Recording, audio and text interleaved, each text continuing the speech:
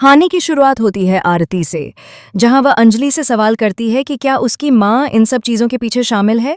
क्या उसके पापा की मौत के पीछे युवराज सिंह ठाकुर का हाथ है, और क्या अंजलि का अभय भैया के साथ कोई रिश्ता था।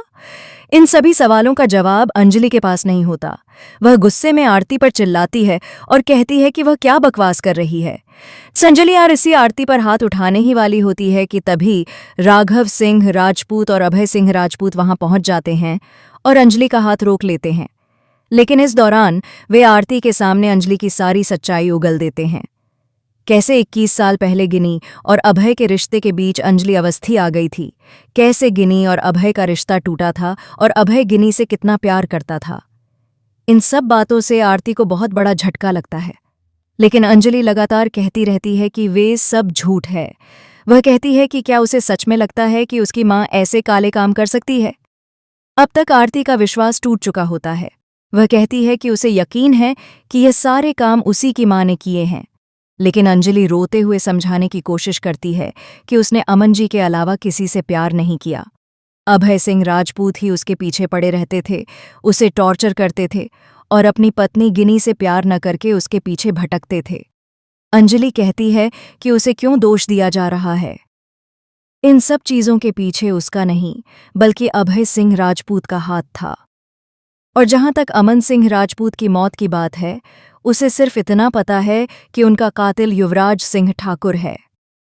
अंजलि को नहीं पता होता कि असली खेल कहीं और खेला गया था।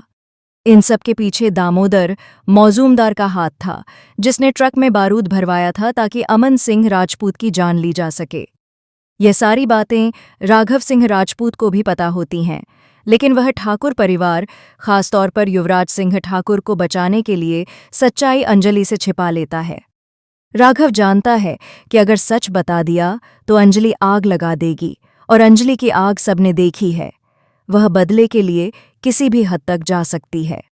इसी बीच युवराज सिंह ठाकुर को पता चल जाता है कि एडवोकेट अंजलि अवस्थी अब उसके पीछे हाथ धोकर पड़ चुकी है।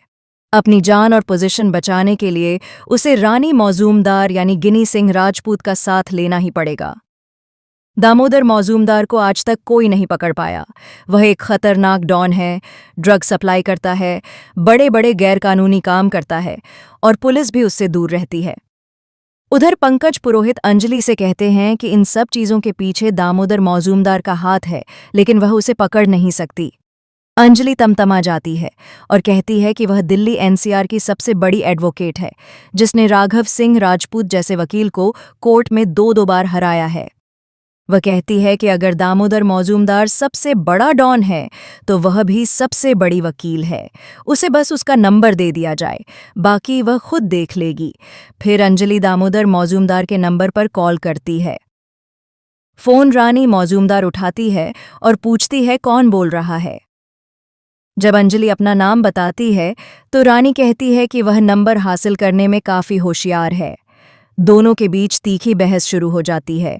गिनी अंजलि को धमकी देती है कि अगर उसने एक शब्द भी और बोला तो वह पूरे अवस्थी परिवार को बर्बाद कर देगी। दूसरी तरफ दामोदर मौजूमदार बोल नहीं पाता, सुन नहीं पाता, लेकिन इशारों में सब समझाता है। वह गिनी को साफ इशारे करता है कि न तो अवस्थी परिवार को मारना है, न राजपूत परिवार को। इशारों में ही वह अपने एक गार्ड को गोली मारकर दिखा देता है कि मारना किसे है और किसे नहीं। इससे साफ हो जाता है कि गूंगा बहरा होने के बावजूद दामोदर मौजूमदार पूरी शक्ति और कंट्रोल रखता है। गिनी अब भी बदले की आग में जल रही है।